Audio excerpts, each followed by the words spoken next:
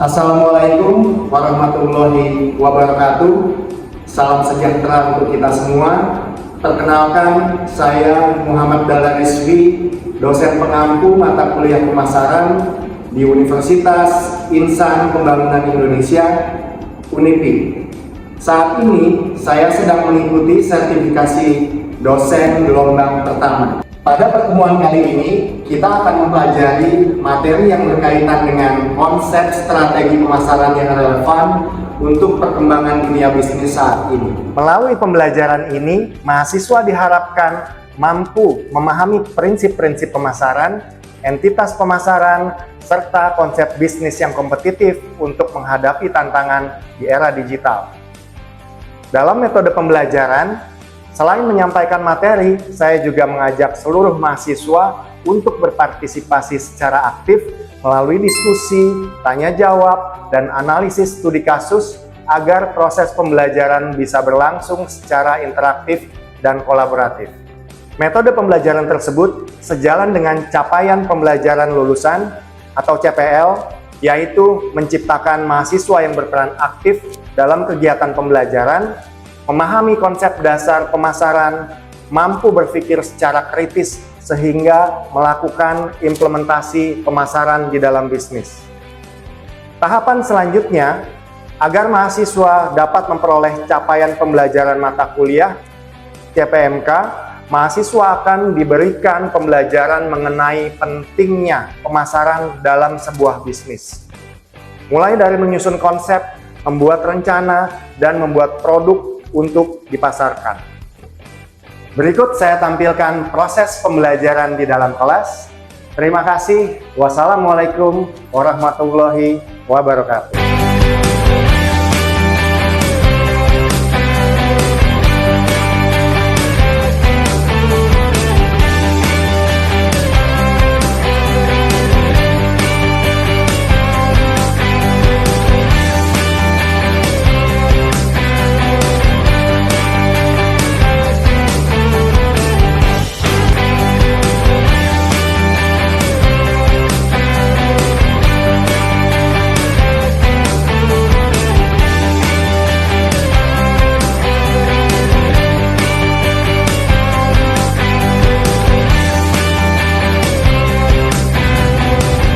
Baik, selamat pagi semuanya. Assalamualaikum warahmatullahi wabarakatuh.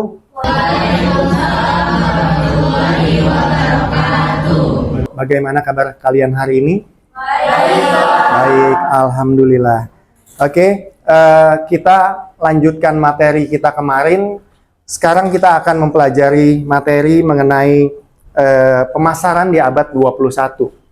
Ya, kita review sebentar. Masih ada yang ingat nggak mengenai apa itu selling, apa itu marketing? Perbedaannya ada yang masih ingat? Oke, kalau misalnya lupa, saya ada contoh nih. Dua orang yang sama menuju satu tempat yang sama juga. Cuma dia kehabisan ongkos waktu itu, sehingga dia harus numpang sama orang lain. Dia nulis di atas kardus, yang satu pengen ke Cikupa, yang kedua pengen ketemu ibunya waktu lebaran. Paham bedanya? Kira-kira mana yang selling, mana yang marketing? Sebelah kiri selling, sebelah kiri selling, ya. Ini selling, ini marketing. Oke, pendapat yang lain? Sama. Yang ini selling, yang ini marketing. Tebakannya benar semua. Kenapa ada selling, kenapa ada marketing?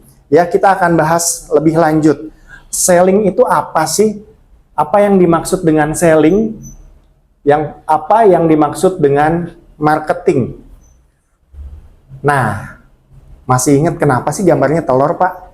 Kenapa gambarnya telur nih? Kira-kira kenapa gambarnya telur? Harganya beda nggak? Harganya beda kan? Oke. Yang lebih murah yang mana? Yang lebih mahal yang mana? Sebelah kiri lebih murah, sebelah kanan lebih mahal kan? Oke. Tandanya sesuai sama gambarnya, yang lebih murah itu pakai tekniknya selling. Apa yang dimaksud dengan selling? Selling adalah aktivitas menjual. Dia hanya jual aja. Habis dia menjual, tujuannya apa? Yang penting terjual sebanyak-banyaknya, yaitu omset. Jadi dia ngejar omset. Oke, buat selling dia tujuannya jangka pendek. Lain halnya dengan marketing. Marketing adalah proses penciptaan nilai. Sama-sama telur, tapi harganya lebih mahal, dia kasih value atau nilai. Oke, setelah dia menciptakan value, dia mencari apa yang dibutuhkan sama konsumennya. Setelah dia menciptakan kebutuhan itu, barulah dia menjual produknya. Tujuannya buat apa? Tujuannya untuk jangka panjang. Enak mana kalau kita bisnis 3 bulan habis itu berhenti, atau kita bisa punya bisnis jangka panjang. Enak jangka panjang kan? Iya. Itulah yang membedakan selling dengan marketing. Oke. Nah, teman-teman suka ngopi, sekarang banyak banget toko kopi nih.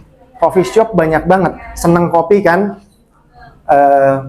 Kalau kopi hitam namanya apa ya? Kenapa sih nggak Cikupano gitu ya?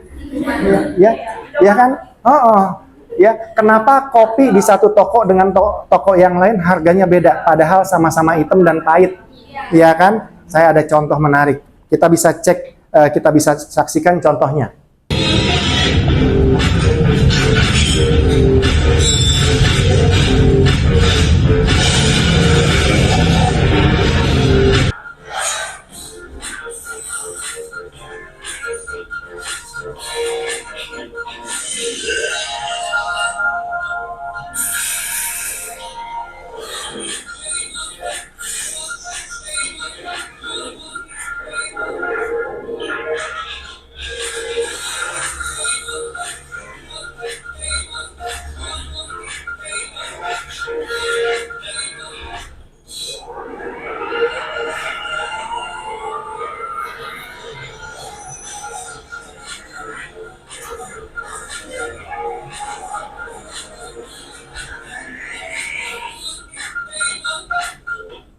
Apa yang membuat kopi ini lebih mahal?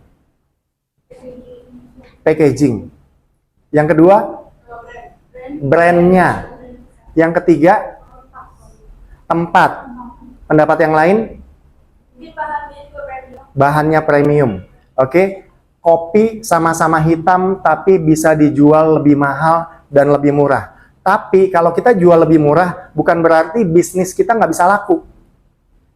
Oke, kita lihat contoh yang kedua.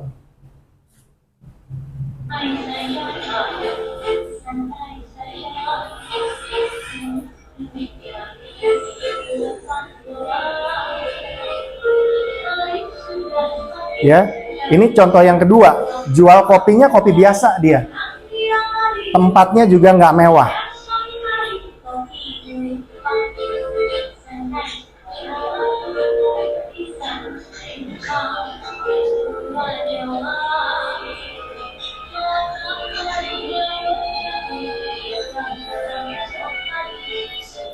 Oke, ini tempat legendaris di Pontianak, tempat ngopi legendaris di Pontianak. Harga kopinya nggak mahal, antara 10.000 sampai 20.000. Cuma yang datang rame banget. Kira-kira bisa bedakan apa bedanya sama contoh pertama dan contoh kedua? Bisa? Oke. Jadi harga nggak masalah sebenarnya. Tergantung kita bisa memposisikan diri kita. Kita bisa membangun perbedaan. Competitive advantage istilahnya. Oke, sampai sini kita lanjut bahwa bagaimana kita bisa menjual. Tadi kita sudah membahas selling sama marketing. Ternyata waktu zamannya selling, yang dijual cuma satu macam, yaitu hanya barang. Tapi setelah kita mengetahui marketing, yang bisa kita jual jauh lebih banyak. Apa aja yang bisa kita jual saat ini? Sangat banyak. Awalnya barang. Setelah barang, biasanya jasa. Setelah jasa, ada lagi yang namanya event. Biasanya kalau kita suka musik, kita seneng tuh konser musik. Atau biasanya kalau misalnya dengan memperkenalkan produk baru, ada sebuah produk, dia bikin event. Misalnya kalau alat kecantikan atau produk kecantikan, dia jual event. Event apa yang dia bikin? Bagaimana kita bisa tampil cantik dan sehat. Biasanya dia bikin seminar, dia bikin acara yang nggak harus menjual secara langsung. Oke, yang ketiga, yang keempat adalah pengalaman. Buat teman-teman yang suka jalan-jalan, buat teman-teman yang suka naik gunung, buat teman-teman yang suka kegiatan yang memacu adrenalin, kita bisa informasikan pengalaman tersebut terhadap orang lain. Orang yang suka jalan-jalan bisa jadi guide. Orang yang suka menulis bisa bikin novel. Orang yang punya masa lalu yang kurang baik, dia bisa bikin menulis sehingga orang yang lain bisa belajar dari pengalaman dia. Oke? Selanjutnya, kita beralih ke materi keunggulan kompetitif. Dalam pemasaran, kita harus punya keunggulan. Keunggulan apa yang harus kita miliki? Apa yang dimaksud dengan kompetitif? Ya, kita kasih contohnya KFC sama McD. Mereka jual apa? Ayam. Jual ayam. Kalau misalnya KFC spesialisasinya ayam. Kalau McD spesialisasinya burger. Tapi KFC jual burger apa enggak? Jual. McD jual ayam apa enggak? Tapi lebih enak burgernya siapa? McD lebih enak. Lebih enak ayamnya siapa? KFC.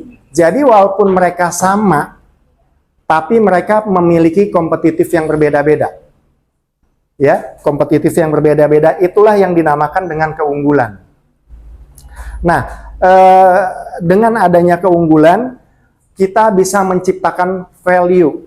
Orang bisa mengetahui walaupun kita jualannya mirip-mirip, tapi kita bisa memiliki keistimewaan.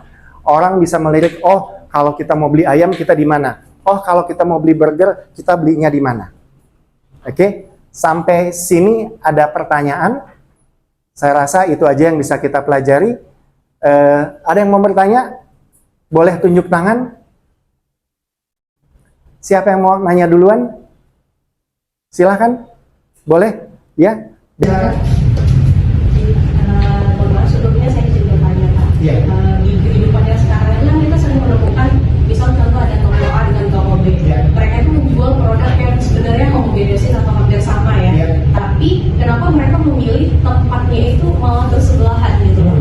Kalau misalkan tempatnya bersebelahan, apakah produk yang mereka jual itu tetap laku atau tidak? Atau ada strategi dari masing-masing toko tersebut? Oke, pertanyaannya bagus sekali. Ya, teman-teman mungkin ingat bahwa biasanya di mana ada Indomaret, di situ ada Alfamart. Kenapa sih mereka jualannya sebelahan? Padahal yang dijual mirip-mirip bahkan sama. Oke, bahkan kita punya pilihan kita masing-masing. Ya kan? Ada yang senang di Alfa, kenapa? Ada yang senang di Indomaret, kenapa? Mereka berani berjualan berdekatan karena mereka merasa memiliki suatu kompetensi atau competitive advantage. Mereka merasa saya punya kelebihan loh. Nah, coba kalau diperhatikan, Indomaret saat kita baru masuk, kasirnya bilang apa? Selamat pagi, selamat datang di Indomaret gitu ya. Kalau harimu bete ya di rumah bete, masuk Indomaret pasti dibilang selamat pagi. Jadi nggak bete lagi. Oke? Yang dijual sama, tapi kalau misalnya kita bayar tagihan di Indomaret bisa bayar tagihan apa aja? Listrik, telepon, top up, Shopee, lain sebagainya, hampir semuanya bisa bayar di Indomaret. Di Alfa bisa nggak? Belum semuanya bisa. Itulah salah satu kelebihannya Indomaret. Jadi Indomaret sama Alfamart nggak apa-apa mereka berjualan berdampingan deh. Tapi Indomaret merasa bahwa saya punya keunggulan. Apa keunggulan yang bisa saya tonjolkan sehingga saya bisa bersaing sama kompetitor saya? Saya rasa itu. Cukup menjawab? Cukup, Bapak. Oke. Terima kasih. Ada lagi yang mau bertanya? Silahkan. Silahkan. Saya izin bertanya Pak. Oke. Saya kan punya saudara di kampung. Oke. Dia tuh mahir banget bikin kerajinan tangan. Iya. Hasil penghasilan juga bagus dan menarik. Menurut Bapak, apakah dia bisa bersaing dengan pengrajin yang ada di perkotaan? Oke, baik, pertanyaan bagus. Untuk bersaing jelas bisa. Sekarang kan eranya digitalisasi, internet mudah, internet murah, handphone apalagi. Handphone sekarang udah murah, dari ratusan ribu udah bisa beli handphone. Paket internet kuota dari Rp5.000 kita udah bisa online. Zaman sekarang kalau kita punya keistimewaan, kalau kita punya skill, jangan lupa harus up to date. Dengan up to date kita bisa bikin toko tanpa modal, yaitu pakai apa? Pakai e-commerce. Kita pasti punya yang sebagian besar punya handphone, pasti punya sosial media. Kita bisa publish, promosikan produk kita di sosial media. Terus kita juga bisa punya website. Sekarang website gratis banyak banget. Jika teman sekitar kita tahu bahwa produk kamu bagus banget loh, oh tandanya kita yakin bahwa produk kita bermanfaat buat orang sehingga kita bisa mempromosikannya. Oke, cukup menjawab? Oke, sama-sama. Ada lagi yang mau bertanya? Yang cowok nih? Oke Mas, silakan Mas. Maaf, saya ingin bertanya. Silakan. Saya pernah melihat di daerah saya, ada sales yang menawarkan produknya secara door to door. Pertanyaannya, kenapa mereka masih melakukan penjualan secara terang-terangan, Pak? Oke. Saya juga pernah ngalamin nih. Jadi waktu itu siang-siang di rumah ketok pintu. Permisi Bapak, selamat siang. Saya mau menawarkan teflon anti lengket, Pak. Gitu. Sebetulnya hal yang dia lakukan adalah proses selling tadi, proses penjualan secara langsung. Kenapa mereka masih melakukan proses selling? Umumnya perusahaan baru dia ingin tes pasar. Dia ingin mengetahui secara langsung respon dari calon konsumennya mengenai produknya mereka. Dalam hal ini, selling ingin mengetahui bagaimana respon konsumen dan ingin menjual produknya secara banyak. Kayak kita makan cabai aja. Kalau kita makan cabai, digigit langsung pedes. Proses selling tuh kayak gitu. Dia pengen langsung jual, langsung dapat konsumen banyak. Dia pengen jual sebanyak-banyaknya. Tapi tujuannya jangka pendek. Cukup menjawab? Oke, gimana tugas yang kemarin sudah selesai? Sudah ya? Oke, boleh dilihat tugasnya? Keren. Coba bawa ke sini. Ini namanya apa? Ini pot bunga. Pot bunga ya? Itu Mas. Oh, tumbler ya. Itu casingnya tumbler, boleh lihat Mas. Oke. Ya.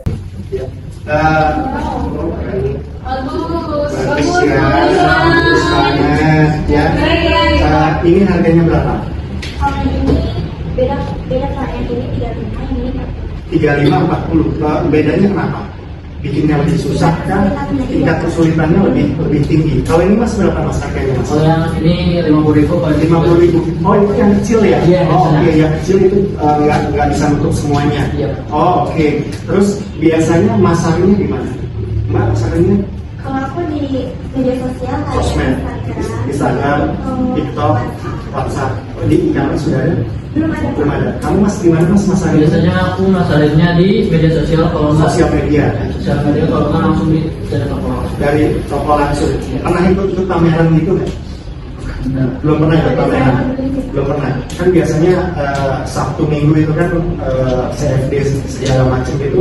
Belum pernah bikin event gitu ya. Buka meja gitu, buka belum ya. Nah itu bisa ditingkatin. Udah punya website kah? Punya website. Website bisa dibikin zaman sekarang ya. Terus punya flyernya?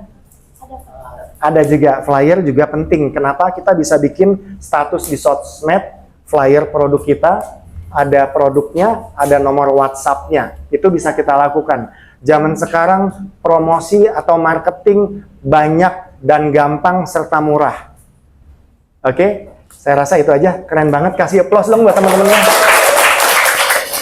Oke, makasih ya. Saya rasa saya sudahi pertemuan kita. Terima kasih atas kehadirannya. Assalamualaikum warahmatullahi wabarakatuh. Waalaikumsalam.